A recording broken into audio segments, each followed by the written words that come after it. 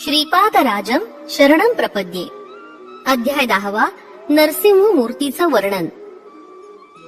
मी तिरुमल दासांची आज्ञा घेऊन कुरवपुराच्या दिशेस माझं प्रयाण सुरू केलं. श्रीपादांच्या लीला मनात आठवल्या की अंग रोमांचित होई. मार्गात थोडं दूर गेल्यावर मला एक अश्वत्थ वृक्ष दिसला.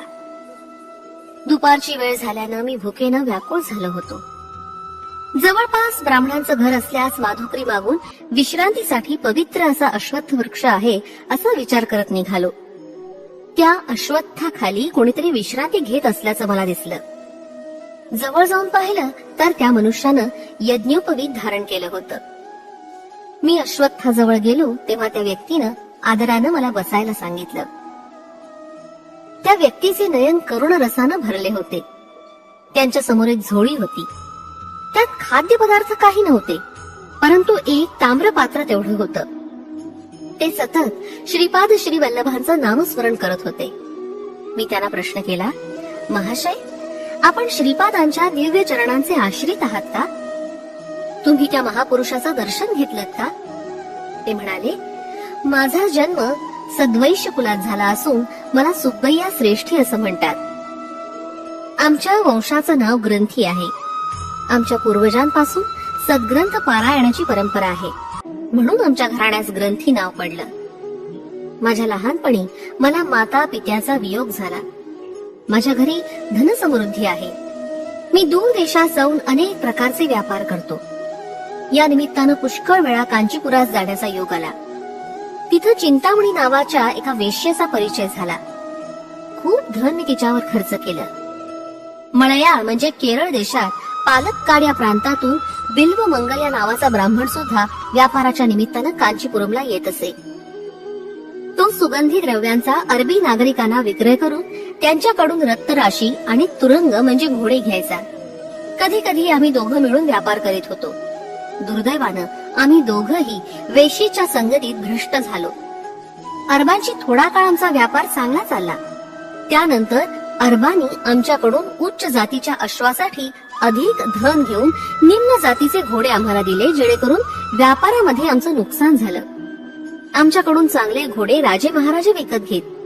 व्यापारात नुकसान झाल्यानं आमची संपत्ती नष्ट झाली. माझी पत्नी मनोव्यथेनं मरण पावली. मला एक मंद बुद्धी असलेला पुत्र होता. त्याचा अकाल मृत्यू झाला. बाबा रे, सगळ्या तीर्थात श्रेष्ठ आणि विख्यात असलेलं पादगया तीर्थक्षेत्रात असलेलं पिठिकापूर आमचं मूळ गाव. मी अज्ञानी असताना देव ब्राह्मणांचं अनिष्ट करीत होतो. ऋण वसुली करण्यास निर्दयतेनं वर्तत होतो. श्रीपादांचे पिता श्री आपण राजांच्या घरी आईन दिल्लीहून त्यांचे बंधुगण भेटण्यासाठी आले.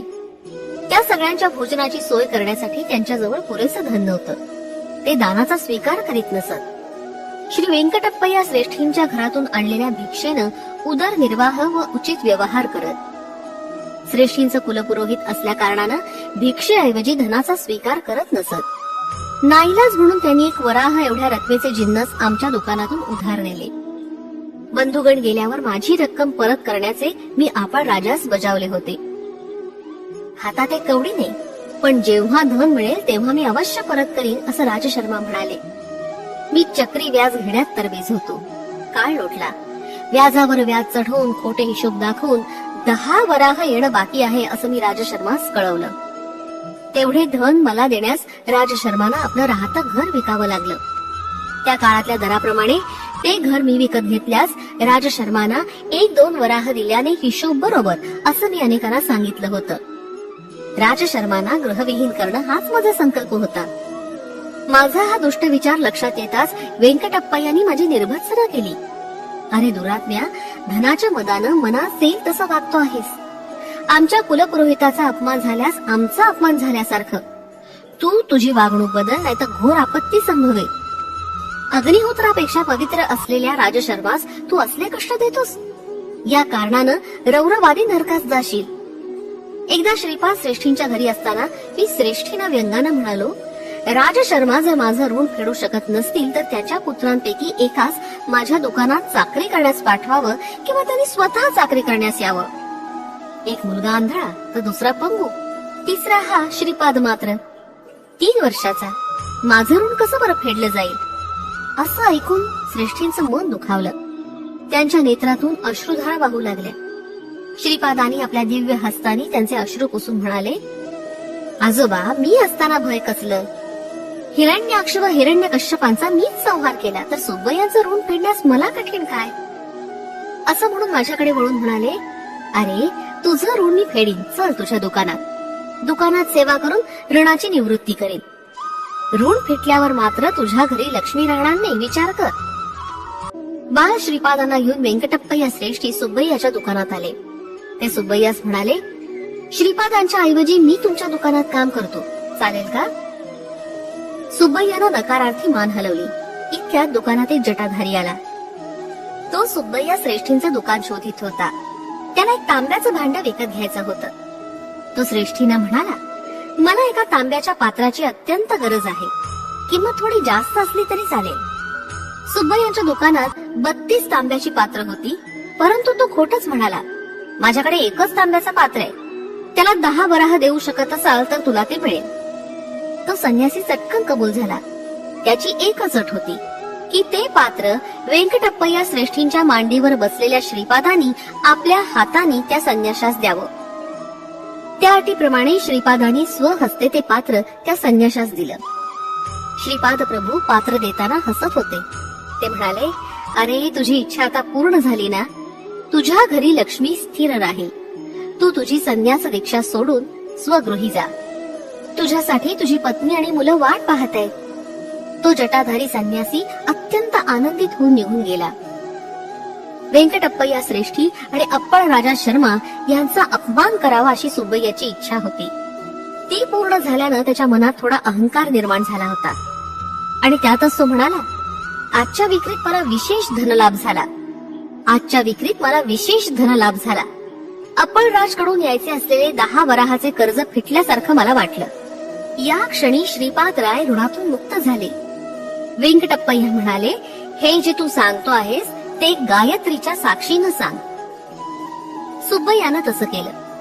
श्रीपाद प्रभू आणि व्यंकटप्पय्या श्रेष्ठी घरी गेल्यानंतर सुब्बय्यानं आज जाऊन पाहिलं तर 31 भांड्यांपैकी केवळ एकच भांड तिथे होतं. श्रीपाद प्रभूंच्या लीला अनाकलनीय, अचिंत्य होत्या. त्यांच्या समक्ष जे बोलू ते वचन खरं होत असे. साक्षात दत्त प्रभूंच्या करकमलांनी तांब्याचं भांड घेणारा जटाधारी धन्य होता. श्रीपाद प्रभूंकडून अनुग्रहाच्या स्वरूपात तांब्याचा किंवा तांब असलेला धातूचा एक तुकडा जरी मिळाला तरी दान घेणाऱ्याला भाग्याचं असतं. तेव्हा प्रत्यक्षात तांब्याचं पात्र मिळवणारा तो जटाधारी किती भाग्याचा आणि सुब्बय्या किती दुर्दैवी. त्याला येणं असलेलं 10 वराहाचं देणं श्रीपादांनी आपल्या लीलेनं दिलं, परंतु त्या क्षणापासून त्याच्याकडे असलेली लक्ष्मी क्षीण होऊ लागली. 31 भांड्याच्या ठिकाणी केवळ एकच भांड राहिलं होतं. सुब्बय्यांचा अप्पळ राजाकडून 10 वराह येणं आहे असा खोटाच हिशोब दाखवला होता. त्या पापाचं फल अशा स्वरूपात त्याला मिळालं होतं. शंकर भट्ट म्हणाले, अरे सुब्बय्या, सूर्योदयापूर्वीचा आणि सूर्यास्तापूर्वीचा काळ अत्यंत पवित्र असतो. प्रातः संध्येच्या समयी आणि सायं संध्येच्या वेळी अग्निहोत्र करणं विशेष फलदायी असतं. प्रातःकाळी सूर्य भगवान सर्व शक्तींच्या स्रोतानं सिद्ध असतात. संध्या समयी या शक्ती पुनरपी सूर्यात विलीन होतात. यावर सुब्बय्या म्हणाला, महाराज, दान स्वीकारल्यास पुण्य कमी होतं असं मी ऐकलं होतं, परंतु ते स्वीकारलं नाही तर पाप लागतं असंही आपल्याकडून ऐकलं होतं. या दुहेरी वाक्यांचा अर्थबोध होत नाही. तसंच श्रीपाद स्वामी श्री दत्तात्रेयाचे अवतार आहेत असं म्हणतात, तेच नरसिंह स्वामींचा अवतार, शंकराचा अवतार असं काही म्हणतात. शिवामध्ये अनसूयेचं तत्व कसं अंतर्भूत आहे ते समजत नाही. कृपया याचा खुलासा करावा.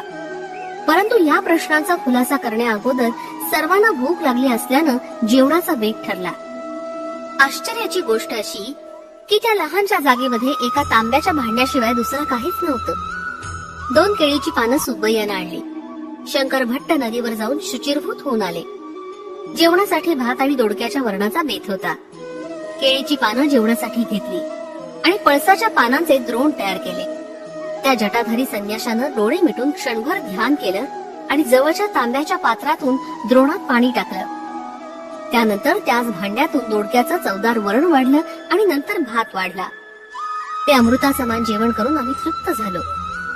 रिकाम्या भांड्यातून प्रथम पाणी आणि नंतर अन्न येणं हा एक दैवी चमत्कारच होता. भोजनानंतर ते भांड रिकामच होतं. शनिवार प्रदोष समयी केलेल्या शिवार्चनाचं फलित. श्रीपाद स्वामी सकल देवता स्वरूप आहे. शनिदेव कर्मकारक आहे. ग्रहांमधील छायाग्रह राहू केतूतील राहू शनीमुळे फल देतो. केतू मंगळामुळे फल देतो. कर्मकारक असणारा शनी कर्मसाक्षी असणाऱ्या सूर्याचा पुत्र असल्यानं शनिवारची सायंकाळ शक्तिमान असते. चतुर्थी आणि त्रयोदशी राहूस बलवान असतात. शनी त्रयोदशीच्या महापर्व काळात सायंकाळी शिव आराधन केल्यास मानवाच्या पूर्वजन्मात केलेल्या पापांचं फल नष्ट होतं. श्रीपाद श्रीवल्लभांचा अवतार मंगळ ग्रहाच्या चित्रा नक्षत्रावर झाला असल्यानं या नक्षत्रावर श्रीपाद प्रभूंची पूजा केली असता सर्व ग्रह दोषांचं शमन होतं. युद्ध, आपदा, शस्त्रास्त्रांनी येणारा अकाल मृत्यू, ऋणग्रस्ततेतून उद्भवणारी संकटे यांचं कारण मंगळ ग्रह असतो. चित्रा नक्षत्रावर किंवा मंगळवारी श्रीपाद स्वामी अरुण वर्णाप्रमाणे प्रकाशमान होतात. कर्ज म्हणजे पाप, अऋण म्हणजे पाप नसणारा अर्थात पापरहित. त्या दिवशी श्रीपाद प्रभू साक्षात अरुणाचलेश्वराचं रूप असतात. व्यंकटप्पय्या श्रेष्ठी, नरसिंह वर्मा आणि बापनार युलू शनी प्रदोषाच्या दिवशी शिवाराधनेत सहभागी होत. त्या दिवशी अप्पळराज शर्मा यांनी सुद्धा मोठ्या श्रद्धाभावानं त्या आराधनेत भाग घेतला होता. अखंड लक्ष्मी सौ सुमती महाराणी शिवस्वरूपातील अनसूया महातत्वाचं ध्यान करीत असे. त्या महातपाचं फलस्वरूप म्हणून श्रीपाद स्वामींचा अवतार झाला. या कारणानं व्यंकटप्पय्या श्रेष्ठी, नरसिंह वर्मा अथवा बापनार युलूकडून धन स्वीकारलं ते दान होत नाही, परंतु त्यांच्याकडून धन न स्वीकारल्यास महापाप आहे असं श्रीपाद स्वामी आपल्या पित्यास न बोलता सांगू इच्छित होते. श्रीपाद प्रभू सकल देवतांचं स्वरूप आहे. सर्व देवतांच्या अतीत असणारं हे महान तत्व आहे. त्यांचं दर्शन, स्पर्श आणि संभाषण ज्या भाग्यवंतांना लाभलं ते धन्य होत. श्रीपाद वल्लभांच्या असाधारण लीलेनं त्यांनी आपल्या पित्यास ऋणमुक्त केल्याची वार्ता पिठिकापुरम गावात दावनालासारखी पसरली. 3 वर्षाच्या श्रीपादांनी अप्पळ राजूंना ऋणमुक्त केल्यानं त्यांच्या नेत्रातून पुत्र स्नेहानं अश्रुधारा वाहू लागल्या. महाराणी सुमती आपल्या पुत्रास हृदयाशी कवटाळून कितीतरी वेळ तन्मय अवस्थेत होती.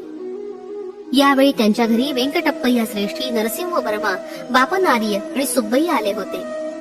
सुब्बय्यानं सर्व वडीलधाऱ्या मंडळींसमोर श्री राज शर्माचं ऋण फिटलं असं सांगितलं. यावर श्रीपाद प्रभू म्हणाले, पित्याला ऋणमुक्त करणं पुत्राचा धर्मच असतो. कोणीतरी जटाधारी येऊन 10 वराह देऊन तांब्याचं भांड घेऊन गेला, त्यामुळे माझं कर्ज कसं फिटलं असं राजशर्माने विचारलं. अशा प्रकारे अनेक रसपूर्ण क्रिया प्रतिक्रिया झाल्या. बापनार युलूनी श्रीपादांना विचारलं की ते जटाधारी संन्यासी कोण होते तुला माहितीये का? यावर श्रीपाद म्हणाले, त्या जटाधारी बद्दलच नाही तर सगळ्या जटाधारी संन्यासांबद्दल मी जाणतो. श्रीपाद स्वामी कोण आणि त्यांचं स्वरूप? बापनार युलू श्रीपादांना म्हणाले, तू 3 वर्षाचा बालक आहेस, परंतु मोठ्या माणसासारखा बोलतोयस. सर्वांबद्दल माहिती असावयास तू सर्वज्ञ आहेस काय? यावर श्रीपाद म्हणाले, मी 3 वर्षाचे असं तुम्हाला वाटतं, परंतु मला तसं वाटत नाही. माझं वय अनेक लक्ष वर्षाचं आहे. मी या सृष्टीच्या पूर्वी होतो, प्रलयानंतर सुद्धा राहणार आहे. सृष्टीच्या निर्मितीच्या वेळी मी होतो. माझ्याशिवाय सृष्टीची उत्पत्ती, स्थिती आणि लय होऊ शकत नाही. मी साक्षीभूत होऊन सर्व व्यवहारांचं अवलोकन करतो. यावर बापनाचार्युलू म्हणाले, श्रीपादा, लहान मुलांनी आपण चंद्रमंडळात आहोत असा केवळ विचार केल्यानं आपण चंद्रमंडळात असतो असं नाही. प्रत्यक्ष अनुभव असायला हवा. सर्व ज्ञान, सर्व व्यापकत्व, सर्व शक्तितत्व हे केवळ जगन्यंत्याचं लक्षण आहे. यावर श्रीपाद म्हणाले, मी सर्वत्र स्थित असणारं आदी तत्व आहे. त्या त्या प्रसंगानुसार त्या त्या ठिकाणी आवश्यकतेनुसार मी व्यक्त होतो. साकार रूपात नसलो तर मी नाही असं होत नाही. जीवाच्या ठिकाणी मी अन्नमय, प्राणमय, मनोमय, विज्ञानमय आणि आनंदमय कोशात स्थित असतो. माझ्या अस्तित्वामुळे या पंचकोशांचं सर्व कार्यकलाप होत असतात. मी विशिष्ट कोशात आहे अशी अनुभूती तुला दिली तर त्या कोशात मी असल्याची जाणीव होते. मी तुला माझा अनुभव दिला नाही याचा अर्थ मी तिथं नाही असं मात्र होत नाही.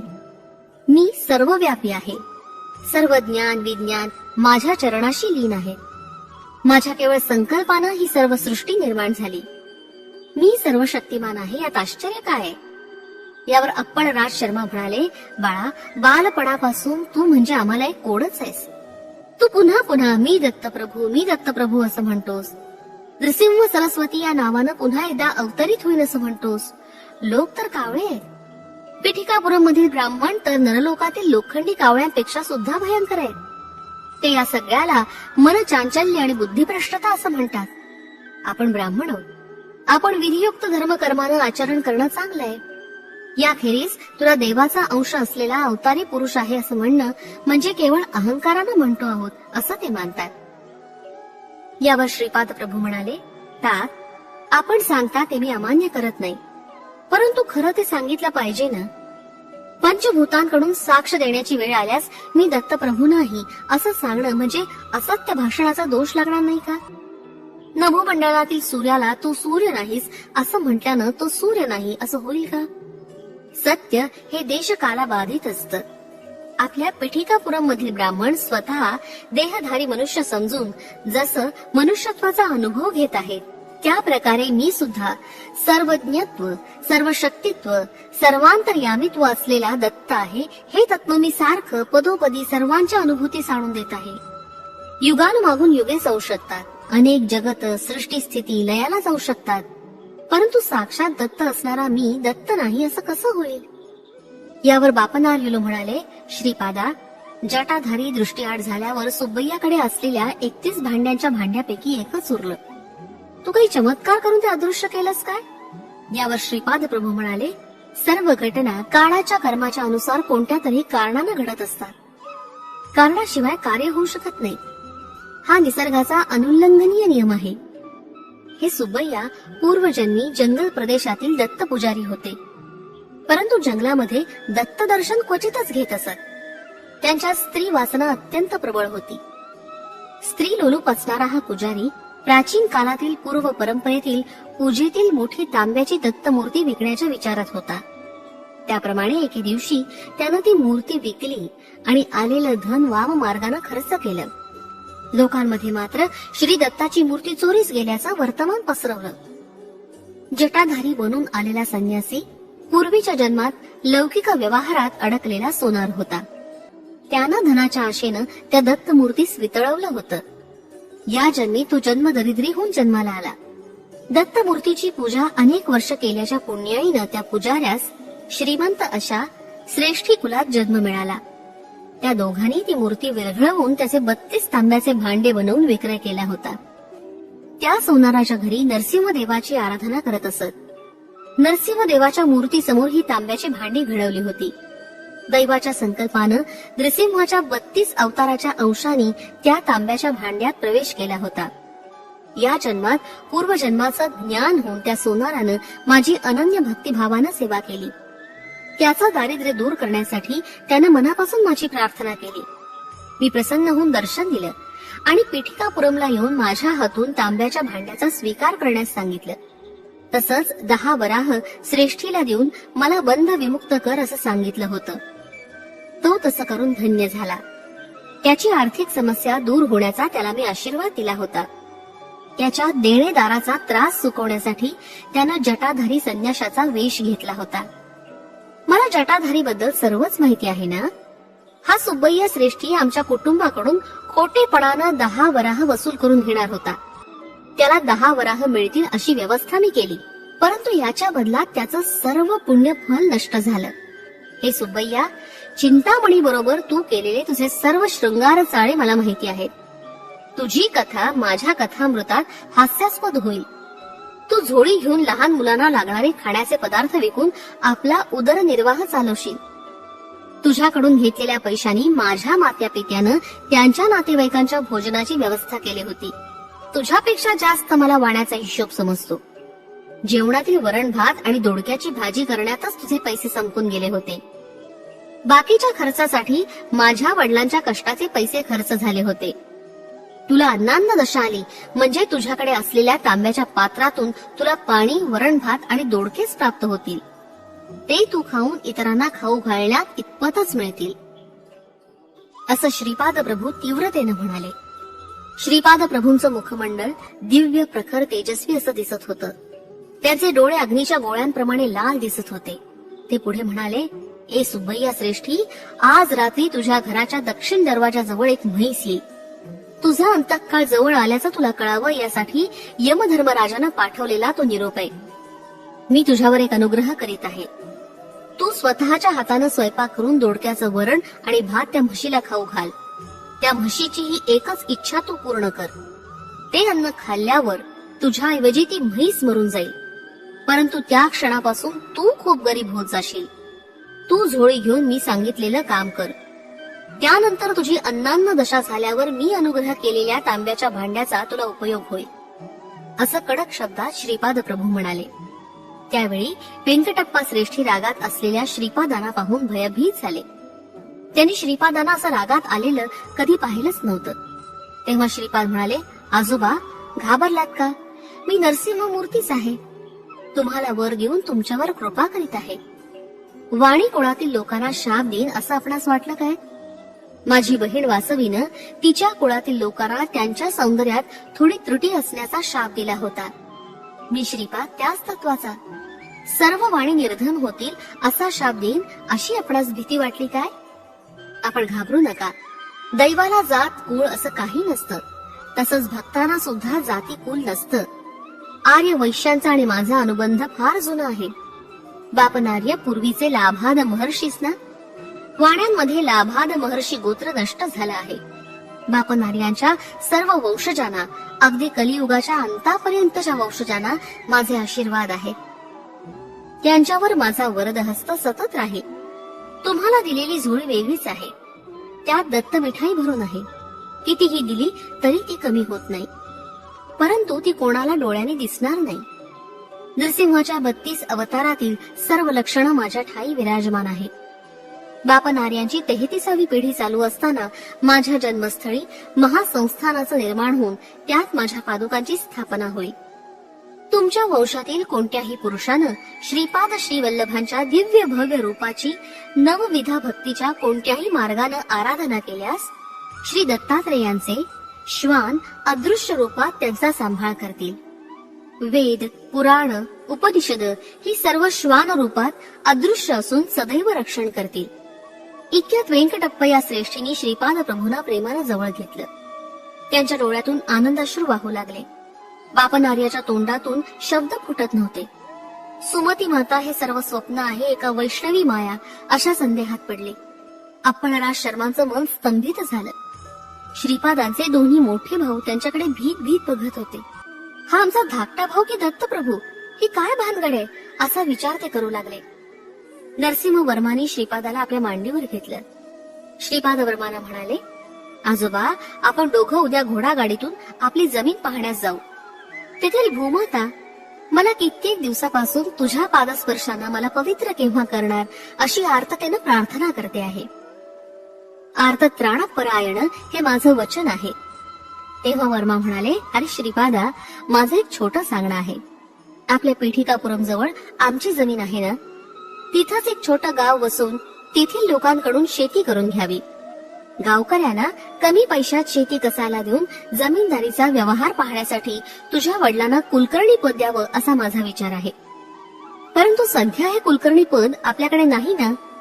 यावर श्रीपाद हसून म्हणाले, आजोबा तुम्ही तुमच्या जमीनदारीचा विचार केला, परंतु माझ्या जमीनदारीचा विचार नाही केला. हे मला मान्य नाही.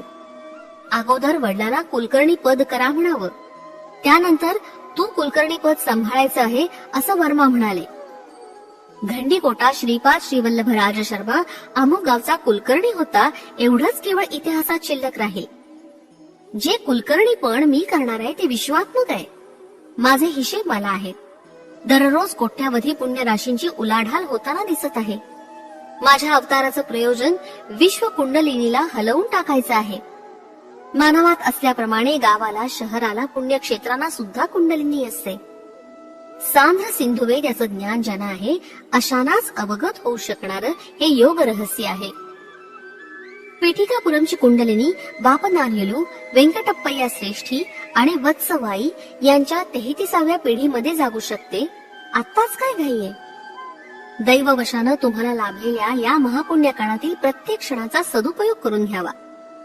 श्रीपाद प्रभूच्या या वक्तव्यानंतर त्यांनी पीठिकापुरमला कायमचं राहावं असा नरसिंह वर्मांनी प्रयत्न केला होता. श्रीपाद प्रभूंचं वैभव. माझ्यात अज्ञान जवळजवळ भरलेलं आहे. श्रीपाद श्रीवल्लभ मी स्वतः श्रीकृष्ण आहे असं म्हणत त्यावेळी सामान्य लोकांना ते हास्यास्पद वाटे. त्या अज्ञानातूनच मी प्रश्न केला, श्रीपादा तू स्वतःला श्रीकृष्ण म्हणवतोस, तर अष्टभार्या 16 सहस्त्र गोपिका सुद्धा या अवतारात आहेत का? यावर मंद हास्य करून श्रीपाद प्रभू म्हणाले, माझ्या अष्टविधा प्रकृतीच अष्टभार्या आहे.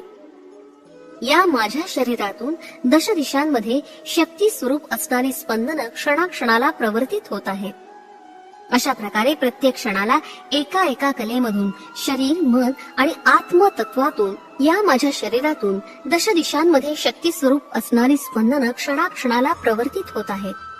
अशा प्रकारे प्रत्येक क्षणाला एका एका कलेमधून शरीर, मन आणि आत्मतत्वातून 10 गुणिले 10 गुणिले 10 बरोबर 1000 स्पंदन प्रवर्तित होतात.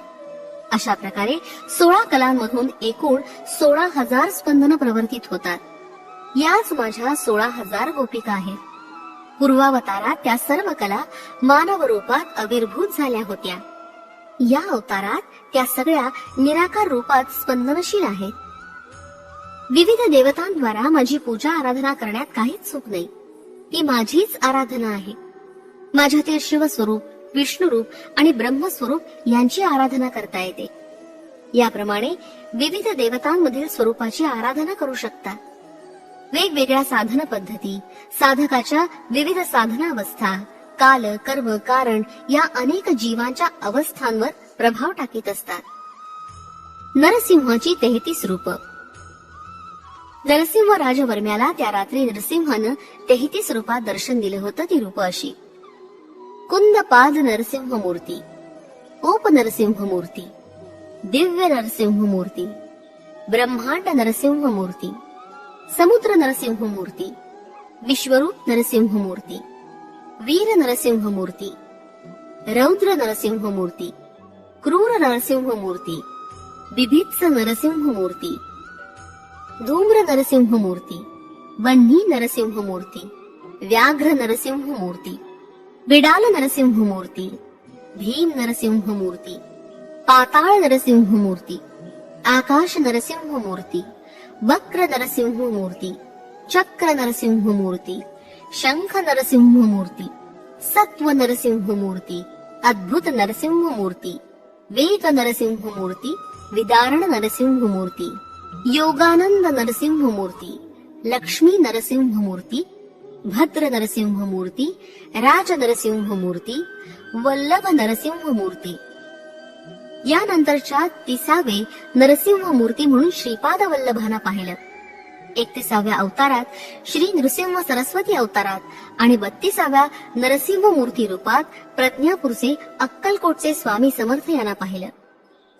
श्रीनिवासांचा वृत्तांत. कन्या मासामध्ये श्रावण नक्षत्रावर द्वादशीच्या दिवशी सोमवारी सिद्ध योगावर श्री व्यंकटेश अर्च स्वरूपात प्रकट झाले.